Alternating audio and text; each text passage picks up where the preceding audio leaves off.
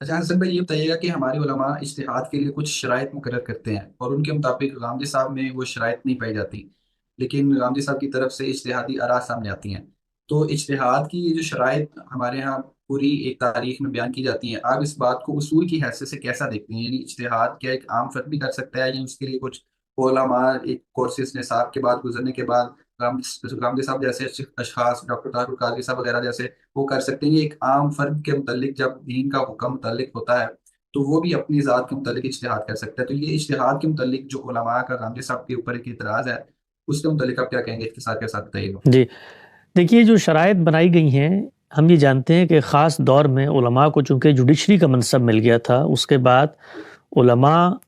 اپنے طلبہ کو قاضی بنانے کے لیے تیار کرتے تھے، اور قاضیوں کا معاملہ ہوتا ہے فیصلہ دینے کا۔ بعض معاملات میں ان کو اجتہاد بھی کرنا پڑ جاتا ہے، اور نئی صورتحال جب سامنے آتی ہے اور اس میں آپ اجتہاد اور غور و فکر کرتے ہیں، تو آپ کا اجتہاد صرف آپ کی ذات کی حد تک محدود نہیں ہوتا، بلکہ چونکہ علماء کی فقہ ریاست کے قانون کی حیثیت سے اختیار کی جا چکی تھی، تو اس کے لیے یہ ضروری اور ناگزیر تھا کہ کسی پروسیس سے گزر کے کوئی اجتہاد اپنایا جائے تاکہ یونیفارمٹی رہے اور سب لوگ اس پر عمل کریں، تو ریاست کا قانون میں ایک جگہ پہ مختلف عمل درآمد نہ رہا، اسی سے مفتابی قول کا تصور بھی پیدا ہوا کہ یونیفارمٹی رہے، اور اگر اجتہاد کیا جا رہا ہے تو وہ ناگزیر ضرورت پیدا ہوئی ہے تبھی ہو، اور وہی لوگ کریں جو اس کے اہل ہیں۔ تو اس چیز کو محدود کرنے کے لیے انہوں نے کچھ شرائط عائد کی ہیں۔ ان شرائط کا اگر آپ ان کی ایسنس میں جائزہ لیں، یعنی ان کی حقیقت کو سامنے رکھ کے جائزہ لیں، جو علوم کو 14-15 کی فہرست بیان کی جاتی ہے، تو اپنی حقیقت کے اعتبار سے ہر فرد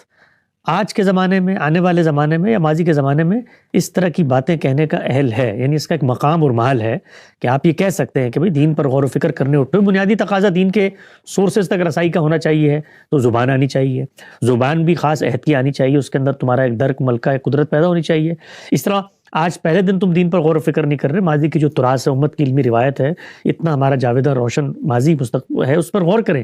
تو یہ ساری چیزیں تمہارے پیش نظر ہیں یا نہیں؟ تو ان سب پر وہ بات کریں گے، توجہ دلائیں گے، اور لوگوں کو یہ کی تربیت بھی کریں گے کہ اگر تم اس جگہ پر پہنچنا چاہتے ہو تو یہ سارے معاملات طے کرو۔ لیکن اس کو کوئی کوڈ آف کنڈکٹ بنا کر میتھمیٹیکلی آپ کسی پہ اپلائی نہیں کر سکتے، اس لیے کہ اگر اس کے لیے آپ نے کوئی ضابطہ آج بنایا ہے یا یہ 1-2 صدی پہلے بنا تھا، اس کا اطلاق آپ خود ماضی کے علماء پہ کریں تو آپ کی نظر میں وہ بھی اجتہاد کرنے کے قابل نہیں رہیں گے، کیونکہ نہ ان کے پاس درس نظامی کی ڈگری تھی، نہ وہ مفتی کا 2 سال کا کورس کر کے آئے ہوئے تھے، نہ اس طریقے کے جو حدود و شرائط آپ نے عائد کی ہوئی ہیں وہ اس پر پورا اترتے تھے۔ تو کانسیپٹ ٹھیک ہے کہ ہونا چاہیے کہ جی جو شخص اٹھا ہے دین پہ غور و فکر کے لیے وہ بنیادی چیزوں کو جانتا ہو، جو بھی کسی علم کے مسلمات ہوتے ہیں۔ یہ بات میں آج انجینئرنگ کے میدان میں بھی اجتہاد کے بارے میں کہوں گا کہ وہاں بھی کوئی اجتہاد کرنا چاہتا ہے تو بیسک اس کو چیزیں پتہ ہونی چاہیے نا۔ لیکن ہمارے ہاں یہ معاملہ نہیں ہے، ہمارے ہاں جب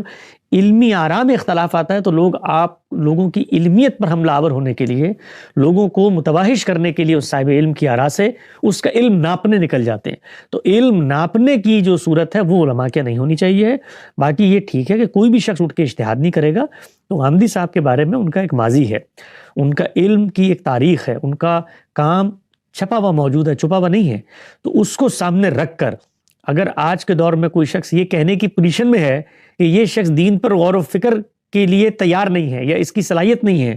تو میرا خیال یہ ہے کہ وہ یہ مقدمہ لے کے پبلک میں چلا جائے، اس کو اندازہ ہو جائے گا کہ یہ اس طرح کی بودی باتیں آج کے زمانے میں نہیں چل سکتی۔ جی